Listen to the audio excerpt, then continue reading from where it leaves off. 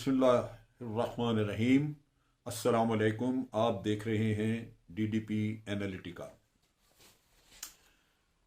आज हम बात करेंगे उन हजरात के बारे में जो पाकिस्तान से ज़्यादा, कहीं ज़्यादा, पाकिस्तानियों से कहीं ज़्यादा पाकिस्तान के दुश्मनों में हर दिल अजीज़ हैं, वहाँ ज़्यादा मकबूल हैं और उनकी तारीफ़ें भी होती हैं, वहाँ उनकी पजीराई भी बहुत होती है और उनको वक्तन फ़क्तन याद भी किया जाता है। ऐसी कई शख्सियात हैं जिनका ताल्लुक़ पाकिस्तान से है लेकिन मकबूलियत उनकी बाहर है। वो क्यों है? इसमें कोई ऐसी छुपी हुई बात नहीं है। ये उनकी सोच, उनके काम, उनकी खिदमात उनके लिए ज़्यादा हैं।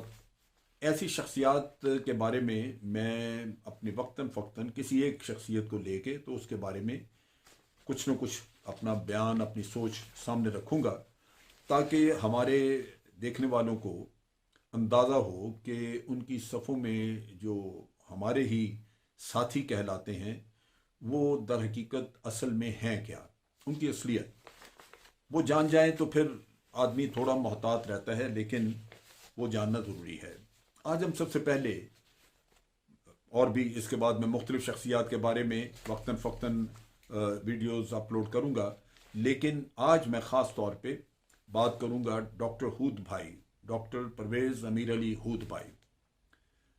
आप लोगों ने उनको टेलीविज़न पे वक्तन फ़क्तन देखा होगा। ये अपने आप को पाकिस्तान के एक मशहूर न्यूक्लियर फिजिस्ट कहते हैं और इन्होंने MIT से PhD किया हुआ है, बाहर से पढ़ के आए हुए हैं और यहाँ मुख्तलिफ तालीमी अदारों में पढ़ाते रहे हैं। मैं समझता हूँ कि ये एक बहुत बड़ा पाकिस्तान का नुकसान था। बहरहाल कायद-ए-आज़म यूनिवर्सिटी में उन्होंने मेरे ख्याल 26-27 साल पढ़ाया। फिर हूद भाई ने जाके तो लम्स में पढ़ाता रहा, फिर ये जाके FC यूनिवर्सिटी लाहौर में पढ़ाया, कई जगहों पे, और अब भी कोई किसी प्राइवेट यूनिवर्सिटी वगैरह में पढ़ा रहे। ये हजरत जो हैं ये मुझे पहली दफ़ा इनसे वास्ता पड़ा जब पाकिस्तान ने न्यूक्लियर एक्सप्लोजन किया और मैंने इन हजरत को देखा कि इन्होंने पाकिस्तान के न्यूक्लियर प्रोग्राम की बहुत भरपूर और मीडिया पे हर जगह मुखालफत की। इनका कहना था कि भारत अगर न्यूक्लियर वेपन बनाता है तो बनाता रहे, उन्होंने धमाका किया तो करते रहें, वो जाने, और उनका काम हम क्यों कर रहे हैं, हमें नहीं करना चाहिए। मैं नहीं समझ सका कि अगर आपके दुश्मन के पास तलवार है तो आपको चाकू भी रखने की अगर इजाज़त ना हो और आपके अपने ही लोग कहें कि नहीं वो तलवार ठीक है मगर आपका चाकू गलत है, तो आप उसके बारे में क्या सोचेंगे। मोहसिन पाकिस्तान डॉक्टर अब्दुल कदीर खान को ये लोहार कहते हैं। ये कहते हैं साइंसदान नहीं, ये लोहार है। और जब ये न्यूक्लियर एक्सप्लोजन हुआ, जो डॉक्टर अब्दुल कदीर खान का मकाम है, जो इज़्ज़त है उनकी पाकिस्तान में, उसका तो ये शख्स मुकाबला नहीं कर सकता। लेकिन आप देखिए कि इसको बर्दाश्त कैसे किया जाता है। मुझे सुनने में आया है कि डॉक्टर अब्दुल कदीर खान की अलामती कब्र बना के इस शख्स ने उसके ऊपर जूते बरसाए। ये इंतहाई नफरत की एक अलामत थी कि डॉक्टर साहब से, जो मोहसिन पाकिस्तान है, उनसे इतनी नफरत। कराची में एक कल्चरल प्रोग्राम था, वहाँ भी इनको मदऊ किया हुआ था। वहाँ इन्होंने तकरीर की और कहा कि पाकिस्तान एक नॉर्मल रियासत नहीं है, इनको अब नॉर्मल हो जाना चाहिए। आप सोचिए, दो कौमी नज़रिया की इन्होंने मुखालफत की और ये कहा कि कायद-ए-आज़म जो है वो कन्फ्यूजन का शिकार थे। उनको पता नहीं था कि उन्होंने क्या करना है, क्या करने जा रहे हैं।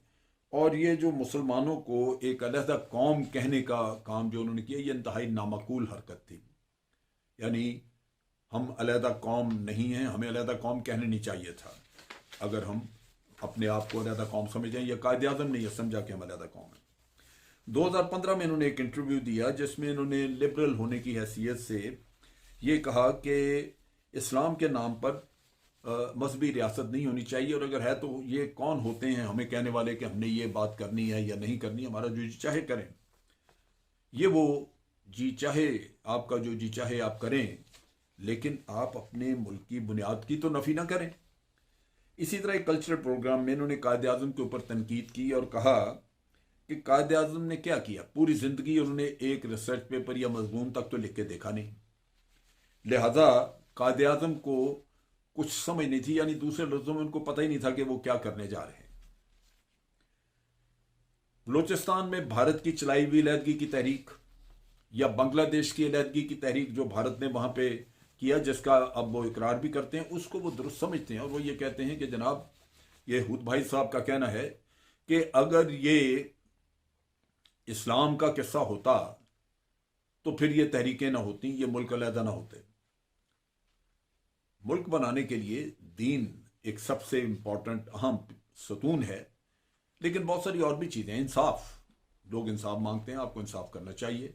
अगर किसी भी माशरे में आप अपने घर में, आप अपने औलाद, आपके बच्चे 4 हैं, अगर उनमें भी आप इंसाफ नहीं करेंगे तो बच्चा एक आध जिससे बेइंसाफ़ी होगी वो मुतनफ़र होगा।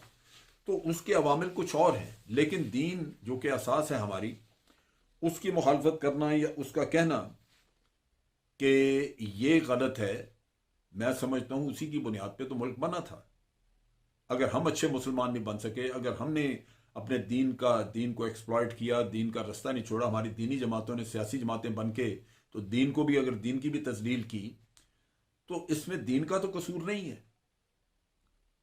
और इसी ज़मरे में फिर हूद भाई कहते हैं कि पाकिस्तान को किसी आइडियोलॉजी की ज़रूरत ही नहीं है, यानी दूसरे लफ्ज़ों में जो बुनियाद है इस मुल्क की, उसको ख़त्म कर दिया जाए, उसकी असास को अगर ख़त्म कर दिया जाए तो फिर उनके ख्याल में ये ठीक है।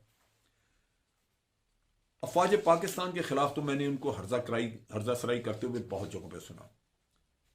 1-2 सेमिनार्स में मैं भी था स्पीकर के तौर पे, खुद भाई भी था, और इस हजरत ने झूठे इल्ज़ामात जो भारत की तरफ से प्रोपेगेंडा किया जाता है या हमारे यहाँ पे करप्ट सियासतदान बाज़-औक़ात इल्ज़ाम तराशी करते हैं, उस तरह की इल्ज़ाम तराशी की।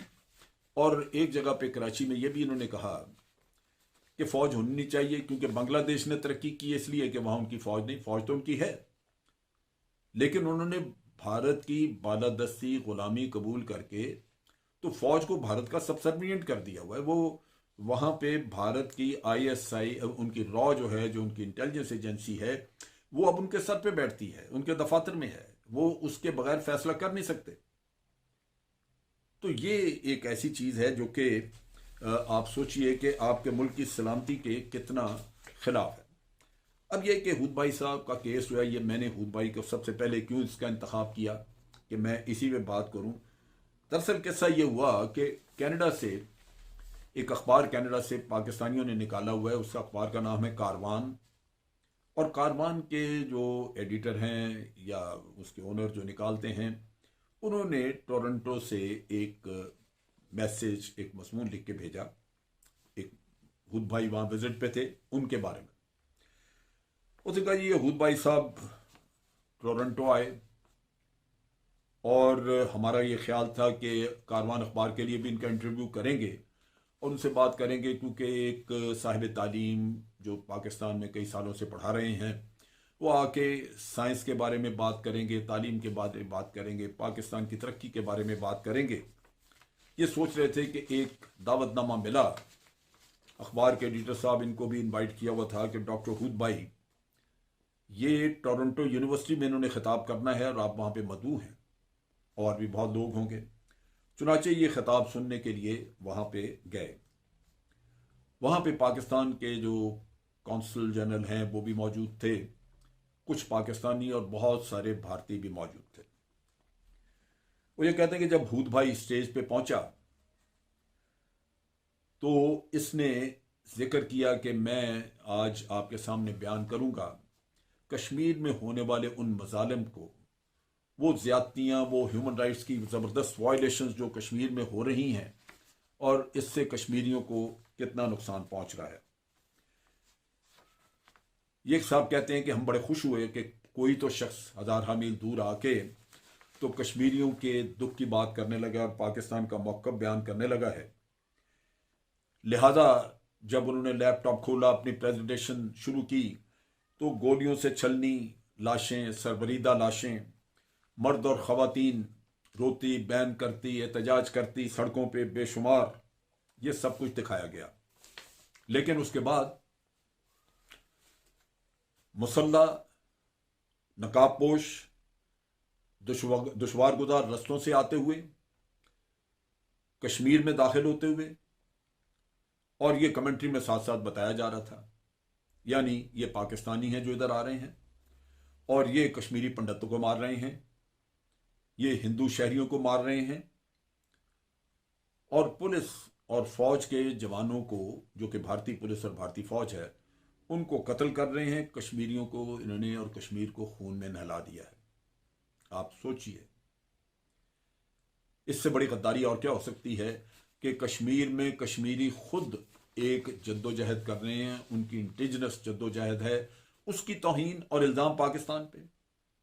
यानी यही तो भारत कह रहा है हर से। और फिर ये कैसे हुआ? आपके पास वो वीडियो, वो डॉक्यूमेंट्री कैसे आई कि दुश्वार गुजार रस्तों से इन्फिल्ट्रेटर घुसपैठिए वो जा रहे हैं और आप साथ हैं? फिल्म बन रही है। लाजमी बात है कि ये भारत में डॉक्यूमेंट्री उन्होंने बनाई, भारत ने अपने प्रोपेगेंडा के लिए बनाई, और हूद भाई को कनाडा पहुंचा दिया। वो खर्चा भी उठाते होंगे, ठहराते भी होंगे, ये जाके प्रोपेगेंडा किया। अब बात यह है कि जिस चीज़ की वजह से सारा दुख है वो ये है कि ये साहब जो हैं, ये पाकिस्तान के तालीमी अदारों में बड़े टॉप के अदारे, लम्स लाहौर, एफसी यूनिवर्सिटी, कायद आज़म यूनिवर्सिटी, खुदा जाने कितने तलबा के जहन जो हैं वो प्रागंदा कर चुके होंगे, उनको पॉल्यूट कर चुके होंगे। ये ना तो हमारे कोई अदारे इसके बारे में सोचते हैं, ना हुकूमत पाकिस्तान सोचती है, और सबसे बढ़ के जो तकलीफ की बात है कि इनको पजीराई दी जाती है। पाकिस्तान के मुख्तलिफ टेलीविजन चैनल इनवाइट करते हैं, क्यों? दुश्मन का बयानिया दिलवाने के लिए, और फिर मुख्तलिफ कल्चरल शो और इस तरह के फंक्शंस, और उस पर बुला के इनसे तकरीरें करवाई जाती हैं पाकिस्तान के खिलाफ। ये वो काम है जो अंदरूनी खाना हो रहा है। और मैं हमेशा कहता हूं कि जो दुश्मन आपके मुल्क से बाहर है उसको हम जानते हैं, वो नजर आता है, वो नुकसान इतना नहीं पहुंचा सकता, लेकिन जो आपकी सफ़ों में छुपे दुश्मन है वो आपको बहुत ज्यादा नुकसान पहुंचा सकते हैं। वो आपकी नस्लें तबाह कर सकते हैं, वो आपके अपने ही लोगों को अपने मुल्क से मुतनफ़र कर सकते हैं। तो ये खेल है जो खेला जा रहा है। इसी वजह से डॉक्टर हूद भाई बाहर बहुत मकबूल है। बताने वाले ने हमें कनाडा से बताया कि जैसे ही वो उनकी टॉक, उनका लेक्चर ख़त्म हुआ, तो सुनने वाले भारतीय वहाँ पे पहले ही बड़े खुश थे हॉल में, लेकिन जब बाहर निकले तो लॉबी में डॉक्टर हूद भाई भारतीयों के झुरमुट में थे।